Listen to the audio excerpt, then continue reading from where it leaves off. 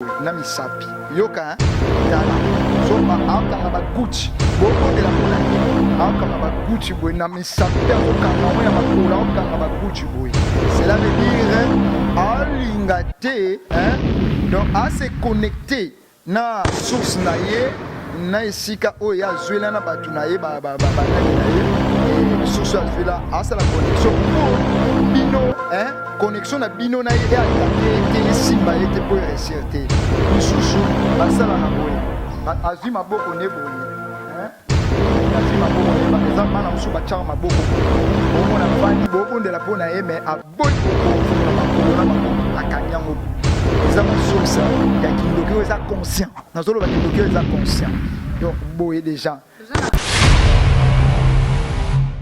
mwana koti na ndako azwi alimete apelisi ndako imagine bato nini bakotinda eza baesprit wana oyo bamagazine déjà kindoki donc osenti mpenake oyo eza sous normal te oyo yango nayebisaka bato derrière toute chose qui anime la personne il y a un esprit qui anime cette action là donc eza na baesprit ezoanime bato eza inconscient donc omona mpe omona otuni mwana oyo tosikisi chambre ayebisi nga mpe nayebi te nakoprendre te azuba na mbetu me aza na ndako ya libala azosuba na mbetu azomona kaka normal alota tande balota aloti azosuba asubi mpe te omona mpe asubi donc Bienvenue Mbote, bonjour partout dans le monde de beaucoup retrouver Bissot dans la manne cachée TV. Merci beaucoup pour votre confiance.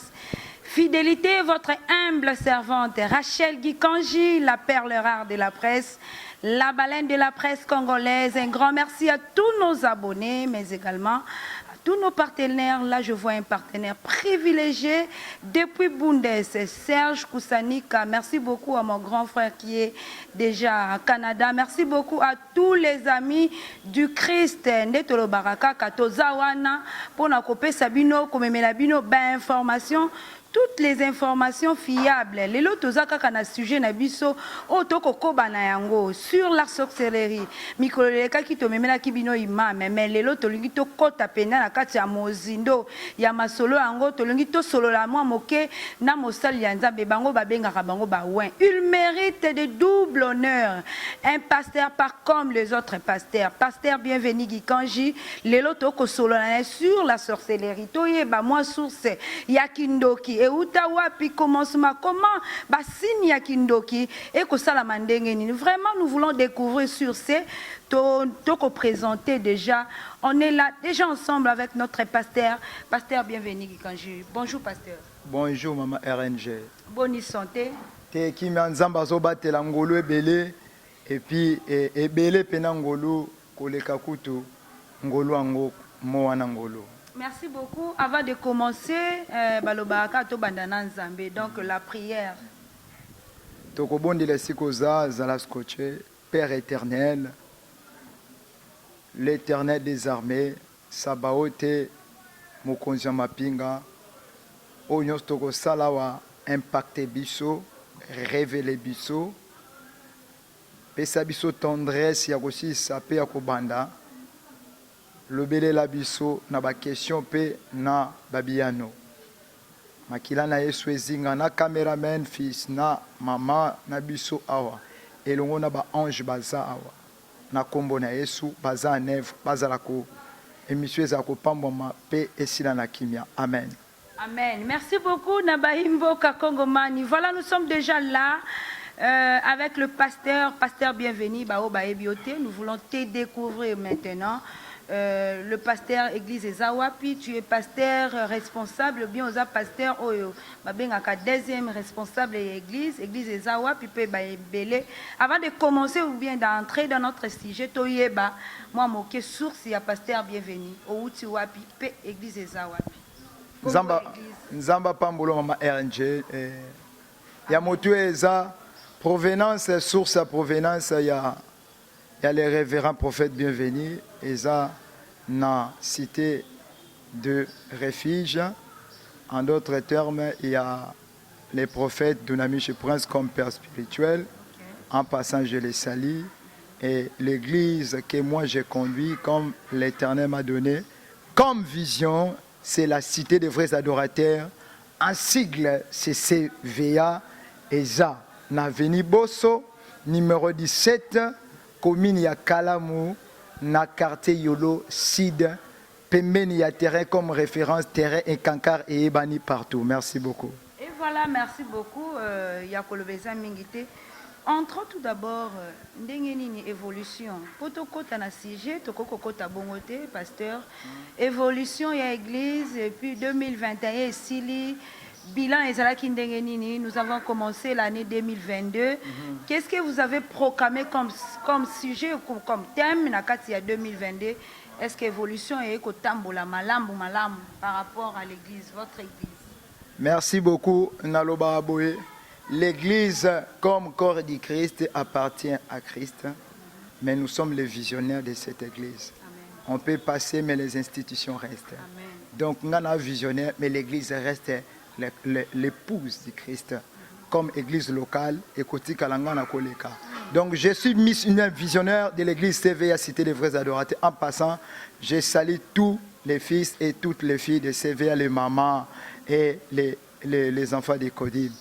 Alors, évolution 2021, Zamba Sungai Bisso, malgré les tourments, et c'était passé comme l'Éternel a prévu que ça puisse se passer, et dans des bons comme dans des mauvais, parce que tant qu'on vit, il y aura toujours des combats et des tourments. C'est à nous de remonter et de comprendre quelle est la volonté de Dieu dans cette année, dans l'année qui était passée comme 2021.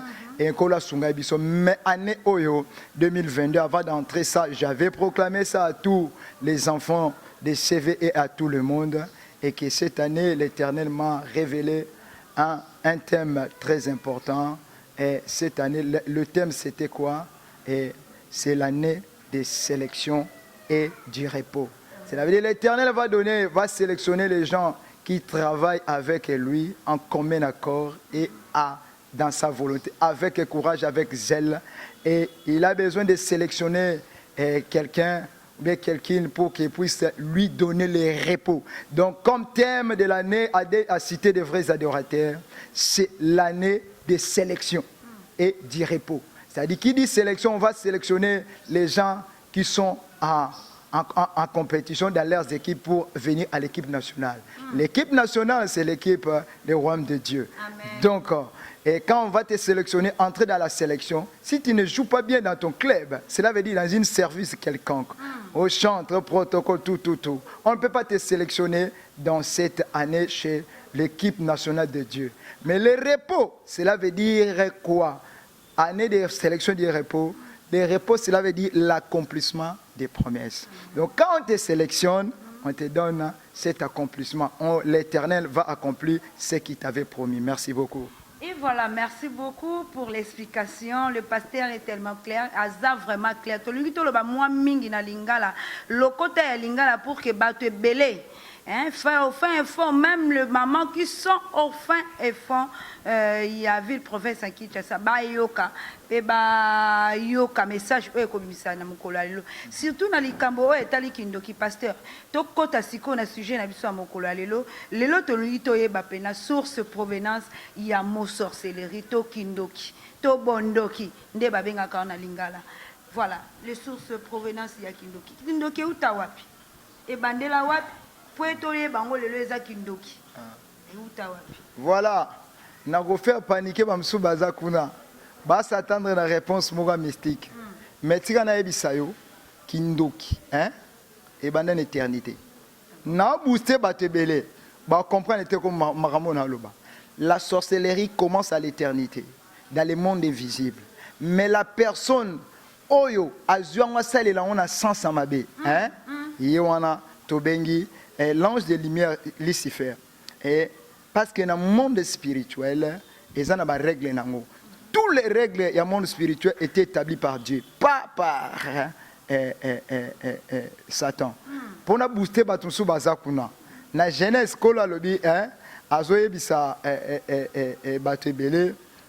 faisons l'homme à notre image, la Trinité, Père, Fils et Esprit. Alors, chaque eloko nzamba salango dédé Et bien pourquoi? Vous voyez, à ça la dédé. Bien et mal. Ce qui ça t'a créé mal. Hein? Pourquoi? Aïebisa na Ève, alors bien. Si vous continuez à jardin, au arbre, il y a connaissance à bien et du mal les alliés. Tiens, n'a aucun moment tout le monde a le baquet. Satan t'a le baquet. Et c'est un zambé, non? Après ça, tu ne pas Adam, Ève. Et arbre a connaissance à bien et à mal. Mais il y a aussi quoi, ma campagne ici, vous touchez à mal, vous touchez à. Au moins que source à provenance, c'est ça. Si quoi, kindo kiwan o alo baquet a mal. Ça veut dire, Ève, ça va ok.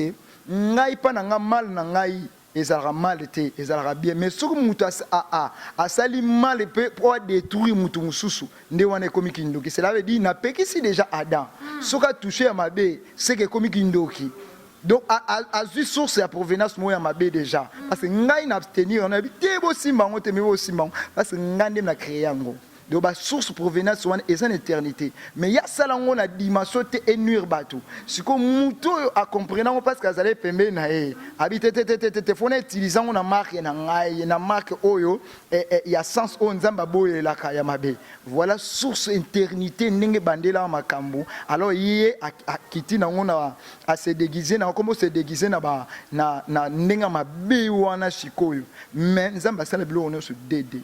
Moi c'est na mobali bien et mal et un de ceux aux jalouté aux muto aux jalouté donc so aux na un tout comme ça aux intersala donc moi qu'on a contraire nango ayebi le pourquoi parce que azoyeb ça va toucher au contraire en ma bête ce qui était bon se retrouver na source ya provenance ya mutu a utilisé que on m'a bé ça donc ça vraiment il aura mort outil l'éternité mais il a utilisé un outil pourquoi parce que ebi que ngamo na source na ebi que oza mabe si comme mutu a comprendre que ngo na zo on a utilisé on la dimension o c'est que et bandi okende banda na progéniture wana bandi wana ti e kita bo kita nino ce tito comme lelo.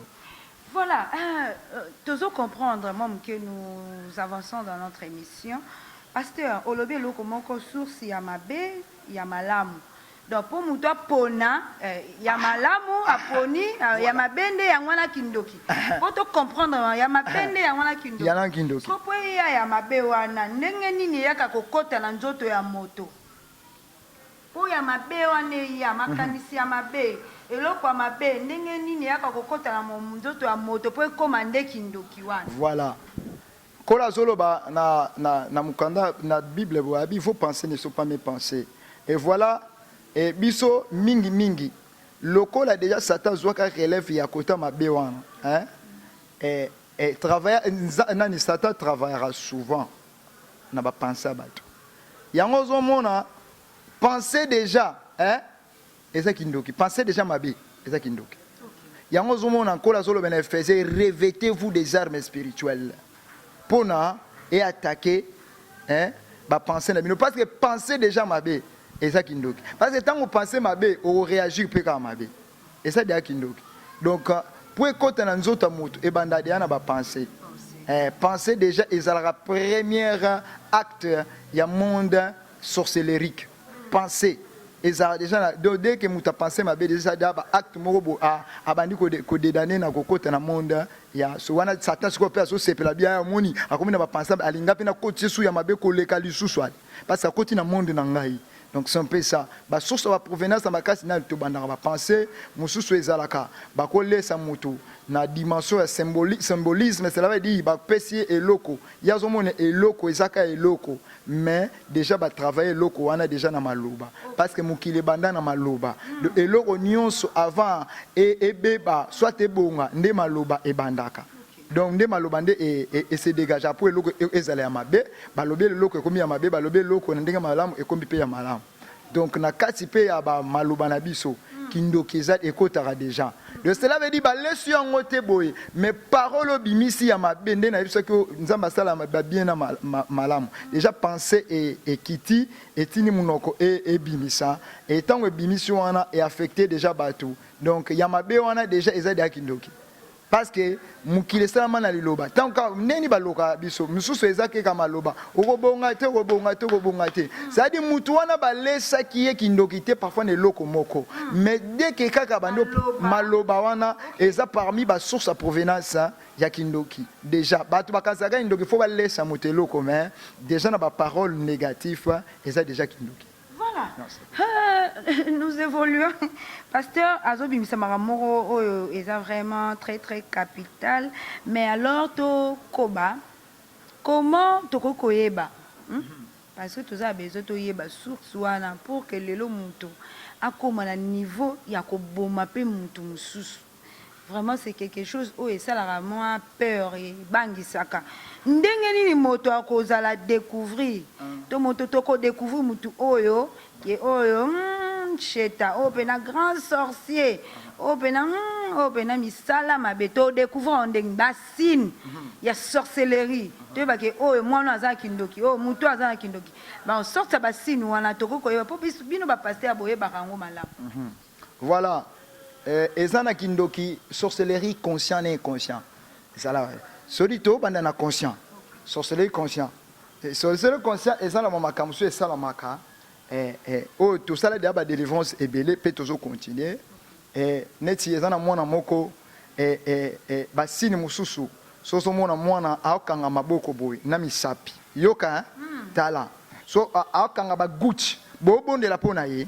Akanga ba gucci boy na misapi pe azokanga ngo ya makola akanga ba gucci boy.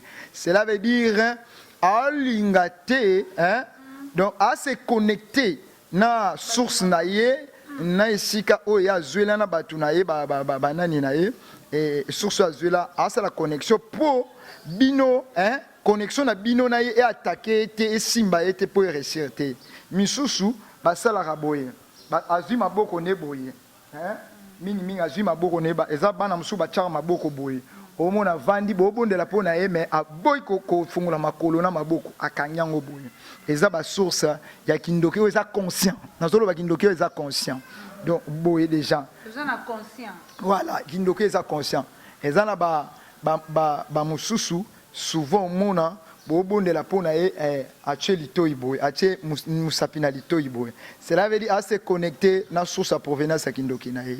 Donc c'est un peu ça parmi les sources qui nous disent ça wana zoyeba makambo zo sala zoyeba parce que na lo bela o eza conscient. Donc ba mususu ezalaka parfois ba jet de pied ba jet de pied ba sala rapé moi ba jet de pied zali ya kokanga makolo ya donc ça dit bo tourner question te so bo linga bo tourner question mo bo po aloba bo tourner été eza parmi ba gucci na makolo. Donc c'est un peu ça ba ezana ba geste belé basalaka parmi ba gestes on a moins 3 ans na ebisio ezaba kindoki oza conscient mais o eza inconscient moye mutu aye bango ezate sana kindoki inconscient mutu azo suba na mbetu yazo kanza ko azo su mukolo pe ya kindoki conscient ba suba pe na mbetu oui ba suba mais mususu eza inconscient zo yeba te asuba na mbetu mais azana ndako libala azo suba na mbetu yazo mona oka normal alota tande balota alote mo alote azo suba asubi pe et on appelle asubi donc cela veut dire yemo la mkwabi nga nanduluta na suba ya yebite ke na monde déjà o ba affecta ke kindoki mo inconscient ba koma ko utiliser na ba acte moko et ba bléirie nini voix nini na ye spirit na ye cela veut dire mémoire ne spirituelle pour aye baté a identifier que ezaka masuba normal donc va faire voir que ezaka masuba normal et ezana ngote que OK eza inconscient et masuba on a pas na ba on est inconscient on a baté ezalaka essence mobimba oyo bandoki ba volela wana eza parmi ba signe ya kindoko eza inconscient et mususu na bana mike kindoko eza conscient omona mwana komi mobulu makasi so moni mwana komi mobulu makasi ya makasi na bite mobulu cela veut dire eza na ba âge oyo bana bakoma mobulu oyo eza âge normal omoni ki âge yango mwana alingaka asappartenir na babiloko nyonso atozolia eloko mona oyo eloko na ye azwi yango alelele yango be mususu wana eza ba âge moko normal même na pédagogie babenga yango na moma terme moko mais so moni mwana komi na âge déjà 10 ans 9 ans 8 ans 10 ans 9 ans azoyoka te aza donde aza wana yoka te ti ya kosakana te eza parmi baacte ya eza na bana mosusu na baage wana yo otangi eza na bana mosusu bamama na bango telema badorlotaka bango mingi donc oyoka te ya kindoki mpe te kodorlote mingi esali ke akoma bongo wana mpe ezaka kindoki te bon eza na baka chaque cas ezalaka exception ezangaka te chaque cas exception ezangaka te noko na bamama badorlotaka bana exception ezangaka te mais bakango nazolobela eza mpena baka oyo eza très dire bomona mpena mwana koti na ndako azwi alimete apelisi ndako imagine bato nini bakotinda eza baesprit wana oyo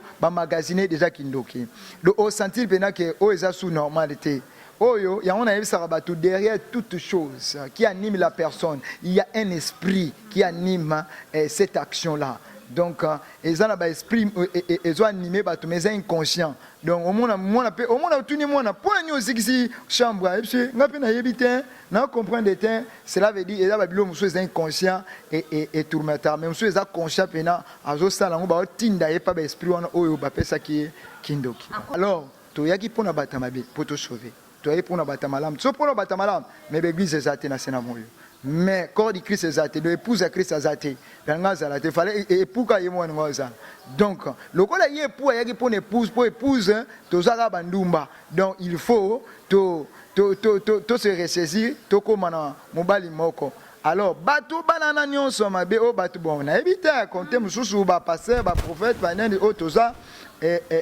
ezodépendre na ndenge pastoral la biso toza ndenge bazwilaka fidèle soka ye aye na masumu soki ezali mpona mabe mama RNG tala ndenge mwasi ndumba wana bayeba abi na loi mosaïque soko osali ke ekobo fo balapide yo ayaki mpa ya yesu te kimbanga ekuta ya yesu ayebisi abi te menetekele akoma menetekele elakisi konte nani awa atombola mosapina na sumuka te alo bango nyonso bapalangana tula mwisi zaza eloba nango bakinwa tula mwisi zaza mutu mota monanaki wana pour te dire que nkolo ayaki mpona bata mabe angayesa bango ke femme ne pêche plus cela veut dire lokolo osalaki mabe oyebaki te par ignorance nga siko nkolo na yo oyebisa lokola biso lokola yo oza na kindoki par ignorance soit avec acceptation avec conscience voilà ngai bapesanga autorité na wana manda wana ya kolongola lokola nasepelaka na livre ya Jean yesu ayebisa nani bato batiaki na sépulcre ya Lazare nini oyo libanga batie mama na libanga sikoyo libanga ngo batiaki mpa bato lokola kufa Lazare la mort c'est l'œuvre du diable hein. Donc, la pierre là, est une œuvre humaine. Parce que l'œuvre humaine, je vais poser pierre. Il y a le but, il y a l'œuvre diable. Il y a l'œuvre diable. Mais si l'œuvre humaine, il y a l'œuvre na sepela na Jean 11. Si sur talibé, tina verset 39. Alors, il y a ôter la pierre. Ayaka qui fallait longola œuvre diable non jamais siko avant longola œuvre diable œuvre humaine ça la yohana œuvre humaine on ezala kola kindoki hein siko omoni kindoki l'œuvre humaine sera toujours enlevée par un humain. Amen. Et l'œuvre qui est produite par le diable hein sera enlevé par Dieu lui-même, le Seigneur. Alors, quand la biso babenga biso batu nzambe, on a laissé la banglophone babenga God of men. Bango basa le contraire, biso babenga man of God. Hein? Bango sko babenga man God of men. Ça dit nzambe mutu. Donc tant bango na mutu nzambe babenga nzambe mutu. Cela veut dire bayebi que potentialité bon nzambe eza pa mutu na akolongola eloko oyo diable achi. Mais eloko oyo mutu apesi mutu, hein? Et kolongwaka pa mutu yango moni na sepelaka na 39 ans kola lobi avant na kende kolongola œuvre diable ayebisi œuvre humaine lokola bino bachaki libanga ôter la pierre bango mo bayako ôter parce que bango mo basali ni bachaki yango donc sous commandement ya nani ya Jésus-Christ. OK na minute biso to ba disciple nani ngai soki mutu azaki ndoko na yebisa ye sous commandement hein ya autre commandement du très haut parce que nakutana na Christ hein nakuta na Christ, nakuta na Jésus te, nakuta na Christ. Qui dit Christ, qui dit ouais, qui dit homme mis à part, qui dit homme mis à part, qui dit rocher, hein? spirituel. Qui dit rocher spirituel, qui dit breuvage spirituel. Qui dit breuvage spirituel, et sa dimension spirituelle. On va appeler ça Yesu, on va bien appeler Christ. Alors, biso siko, ngana kutane na Christ. Naza siko na mobilité, on va bisa œuvre humaine. Bon, on va di bangani za lokola kindoki. Alors, batu, bayaka ki na kindoki na bango. Na zone autorité wana, ya pouvoir wana. Œuvre humaine. Mi longola makayo mo ngai siko na ye longola œuvre ya diable na kati nzoto. Donc c'est un peu ça omoni na moment de délivrance batik la biso temps na mutu azana autorité wana pe na mandat wana. Toze belé me batebele ba na mandat pété ya kolongola mutu kindoki. Et ça na basala nzambe musu bazabongo. Mais vous panza rappeler ma bota kindoki. Moi nazana na kindoki te me bolobi ke moi nazana kindoki. Voilà. Et ke kuna pe libala mo e panza ni likoloka pasteur mutalobaki moi na biso azana ndoki. Problème, c'est la dit éthique prophétique. Moutou a dans la déontologie, hein, il y a que gérer ma camoufle ensemble. Même si vent est yé, même si à mon qui en pleine culte, soit séance prophétique, à ça la loco la biso tout ça yango, et nako banata yo non ça et dépend de ce qu'on entre biso ba pasteur na ba prophète, éthique et prophétique, hein. Le lingue déontologie ya ko kambele loko. Alors ce n'est pas donné n'importe qui. Et ba kamba biloko wana et détruit zaka. Et parce que ngana traiter ba kamususu et mutana sida mais moi ça évite mais ngana gérango tinzamba sa akangoli moi mbali wana pesi de longo. Et au finish a épé sa témoignage ninga été à dégager témoignage moi c'est quoi à piquer crise. C'est-à-dire na gérer les kambango et épesi solution. Et l'Éternel a capable de faire sa solution na nyon so gérango bien. C'est pour cela même nous les serviteurs, nos conseillers biso, il faut demander, quand tu pries, quand nous prions, il faut qu'on puisse demander la capacité de gérer les choses. C'est un Saint-Esprit, la capacité de gérer les choses. Parce que, il y a un maman lobby et panzarma bota. Alors, quand l'éthique prophétique pastorale, l'apostolique qui n'est pas là, il y a un panzarma bota. Quand tu n'as pas la révélation et bien gérer la révélation, ça va détruire même ton église. Il y a un moment où ezaba makamususu ezo sengama sous ordre Saint-Esprit biso loba yango. Mususu aloba ayeso koloba yango te nanu, ce n'est pas le temps. De dépendre na déontologie pour penser ma bota, pour penser ba église, pour penser ba mariage, pour penser ba mura bato. Donc c'est un peu ça on a loba nako chamwa ba virgule soit tu continuer autrement. Voilà, vraiment une très belle sujet. Oyoto kolobela kindoki et fongolinga IP et fongolinga IP. Pasteur, vous avez évoqué le komoko est très très important par rapport à kaka kindoki to koko banayango. Tolingi lisusu toyeba sur réellement au viva vraiment saine, to délivrance. To au viva saine ba elio pena to mwana to mkolo to nani. Au vivant par combien de fois au vivant on a scène bah il n'a pas sorcier n'a zoé pena en charge pendant une semaine 2 semaines nazo kobana et enfin en suite délivrance est-ce qu'au vivant pena bah événement à bongo voilà on a CVA avec pas qu'à CVA on a un ministère nangai parce que le ministère c'est l'homme, l'église c'est l'ensemble. Alors on a ministère et nous vivons pendant longtemps, même et plusieurs fois, dans quatre églises comme visionnaire et CVA, et belé, nous vivons, mais nous avons 4 différents, il y a une marque. Alors, comme exemple, voilà. Et ça, au moins 3 enfants, mais moi, ça a 12 ans. Et on peut s'accommoder parfois, mais il a 12 ans. Et c'est un garçon. Et ça est tellement terrible. Et qu'est-ce que je fais? Et Zalaki qui y a un qui mandaku. On a qui mandaku pour esprit mon réseau kaka.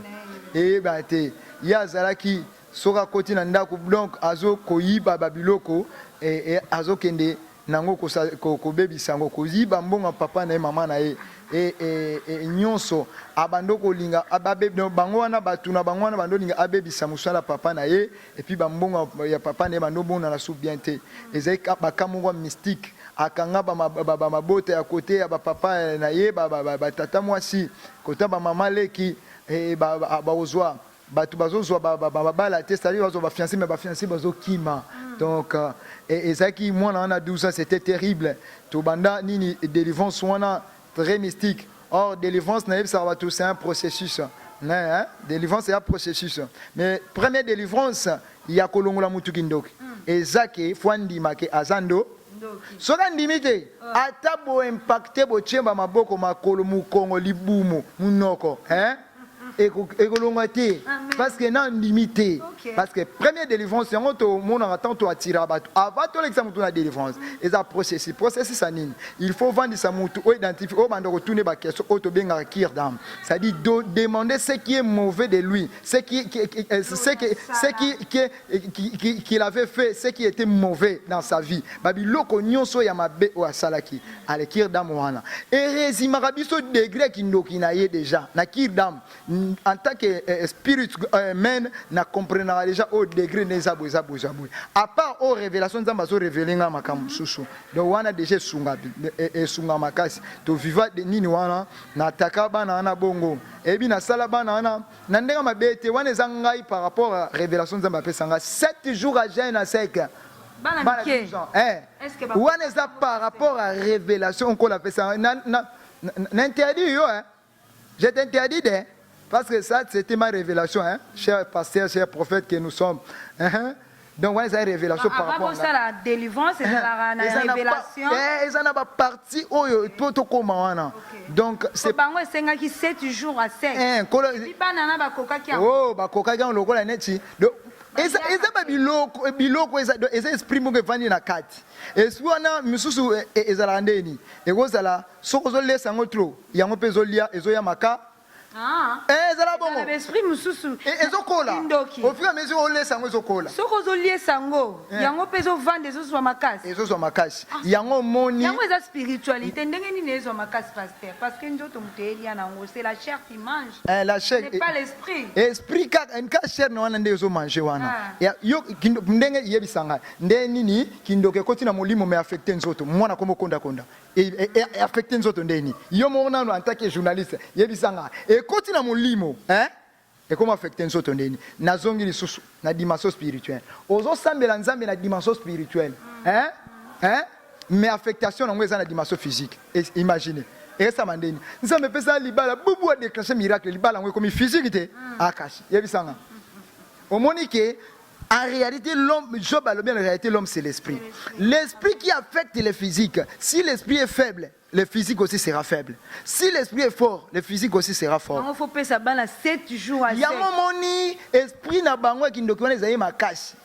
Et maintenant affecter la physique. Ndape pour torturer physique pour atteindre nini et spirit. Il y a un moment où na ebisio que na livre ya Jean 11:39.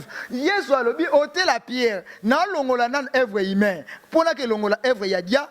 Cela veut dire na torturer bango na nanzo. Attends na torturer nanzo to nangoli œuvre i et comme il royo kanza. Ale esprit na appel lokola affecta ki ni na ale. Na ke longola œuvre ya diable.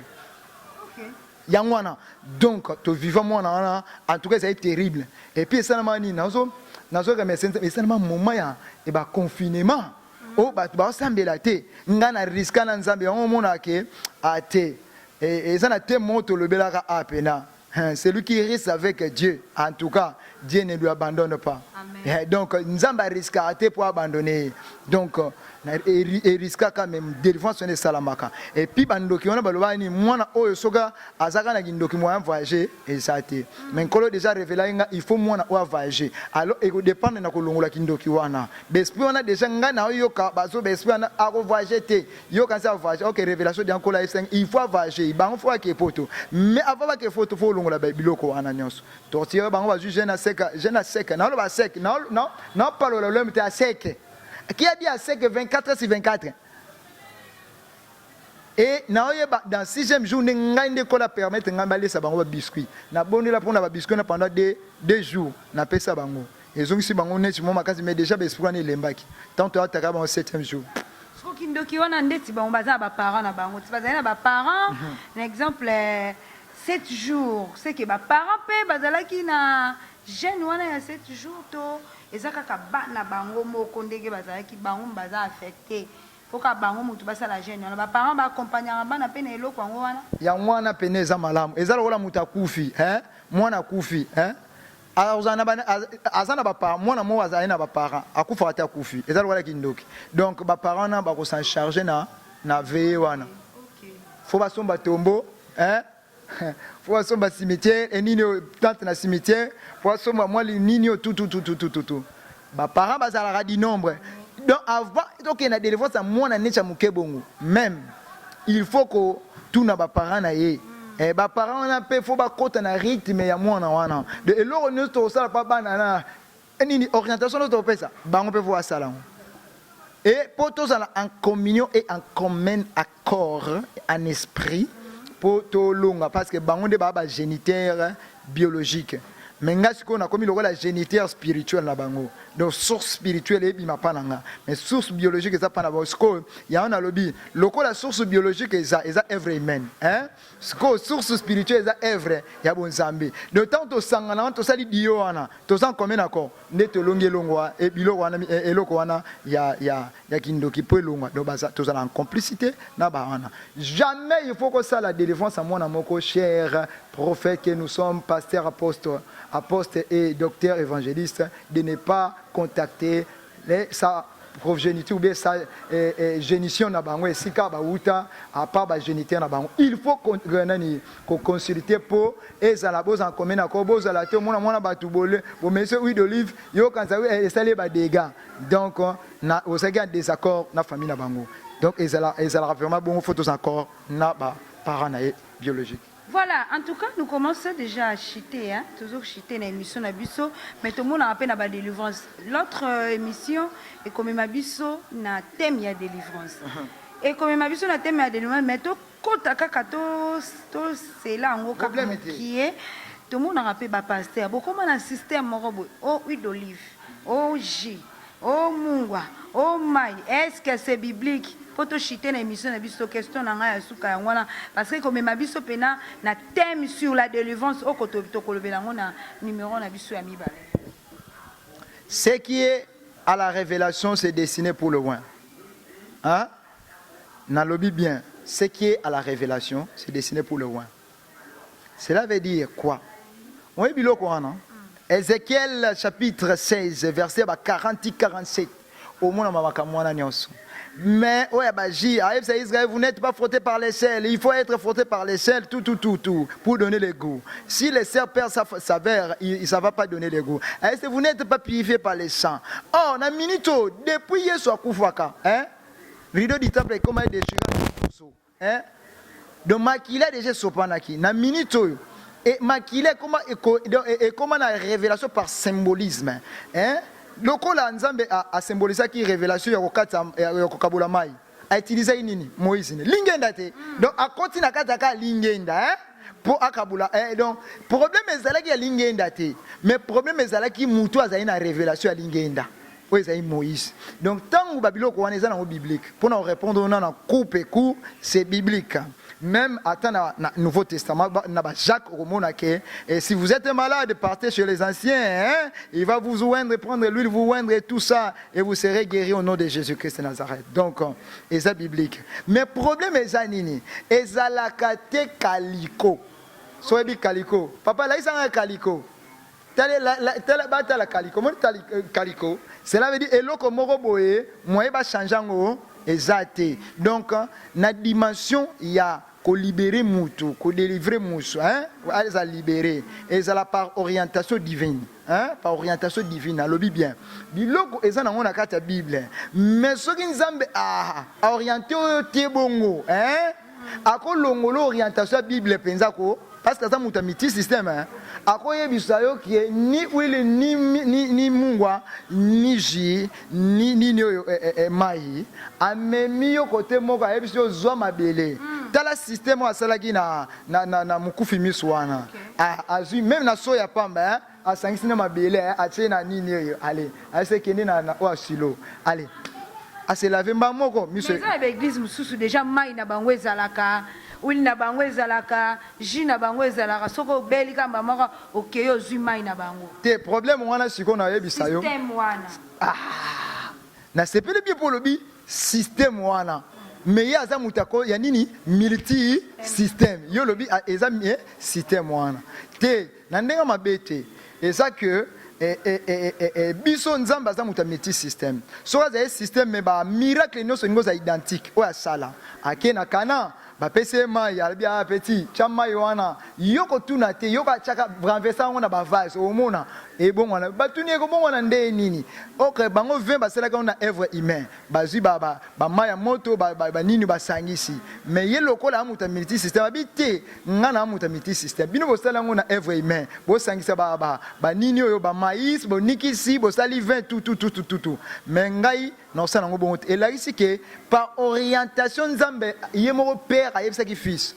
yebisa bango bazwa ba vase hein bazwa ba vase batia wana bazwa ka ba mai bakenda uzwa mai batia ka wana donc batondisaka bango batuna te ke 20 ko sala mandenge nini longola bango basala ki 20 ke faut basangisa masango na ba vigno na ba nzeta vigno tout ya la mutambi wana eza siko système religieux on ngana benga ba système religieux cela veut dire surtout une église. Vous comprenez, hein? Vous comprenez? Chaque jour, tu as ça le système. Parce que sur sa provenance, na biso ezakuna. Na beti maboko parce que nzamba malamu parler kaka ça la biso to zala ebele na ba accepte ba religion. Alors, eza système religieux. Ça dit to yeba to boaki to beti maboko to cheboye pe to lati. Donc c'est un peu ça système. OK nzamba mutamiti mais elo mona sepela parce que Baya ba comprendre que faut que ça renouveau ba côté renouveau. Donc on a entre parenthèses pour comprendre que nzamba za multi système. Donc on est un système chaque loko avo sala mungu a Jésus. Eza na ngona Bible mais ezo dépendre par rapport à orientation divine. Eza eloko mongo te calicot. C'est-à-dire drapeau RDC to yebi eza jaune rouge bleu. Alors, attends, ça n'est pas changé. Exact. On a bien un système. Donc, c'est un peu ça. Nous avons un multi système pour libérer quelqu'un. À libérer même Bana Israël. À Betty Pharaon. A luki mouvement moko pharaon ngo sele mouvement moko bo abete sope kada chou soba ba judo ba lobarani ni wana nzamba zuye na système susu abete mutu na sema ko likolo pharaon zo ngo beta azo changer ka ba système biple wana alors atini ma banque e ma vite accompagne ma banque déjà aleli abi andimi ki a libérer ba tunangai ango bouger abi Moïse telem salingenda atene su ba neige ba nini mbala moko mulili do mystique kangi bandako ango bouger boye ya beti a frappé bana moko na moko ya Égypte ya mibali ya liboso ya ba famille na bonfo badai na ye moko ya pharaon dai alingo bouger bodo abeta ki ba miti système pour pharaon et c'est que c'est moi l'Éternel des armées, c'est moi le suprême des suprêmes. Donc nako sala likamuloko la religieux té. Merci beaucoup.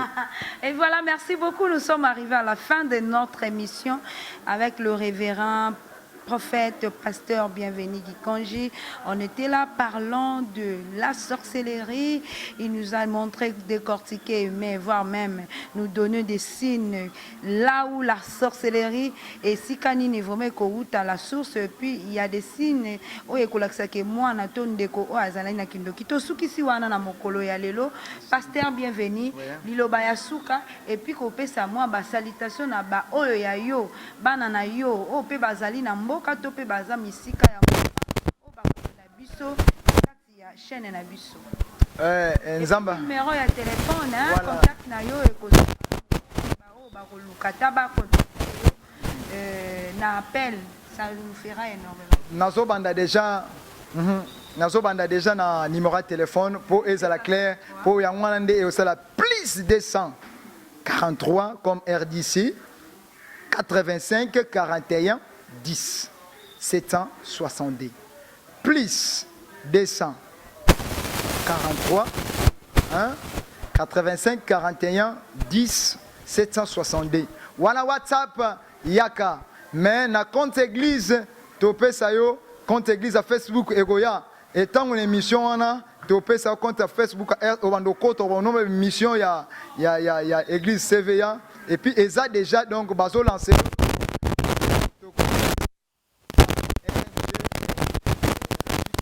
TV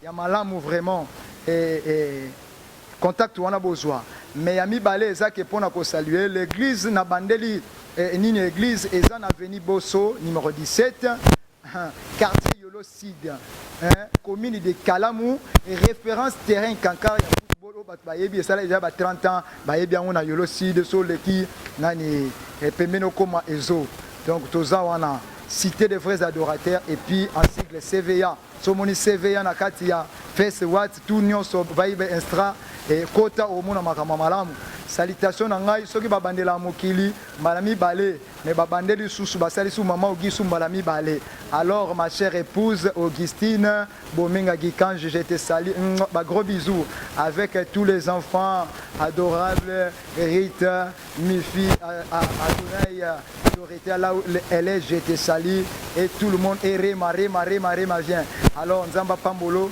et bah maman église maman Célé je vous salue et maman Magui Maïmona et tala scotché tala ba émission et maman Annie et maman ba maman Ebele Bazali et maman Mimi et ba maman Nelly Azama Nzamba Pambolo côté ba frère na Pamboli mon fils Joël l'évangéliste Nzamba Pambola Sikaza et tous les chantres Blessing et puis tout le monde Elisette bamsu baloba papa osali contre bébé on su baloba papa otanga nyonso boza wana ba Trifen et puis la modératrice Lauriane et puis sans compter je salue ma maman et Sikazali qui m'a mis au monde maman Sumula Nzamba Pambola et puis papa mon père géniteur Crispin Gikan Nzamba Pambola et puis maman la maman Geneviève Nzamba Pambola Sikazali et tous les enfants de CVA Cité des Vrais Adorateurs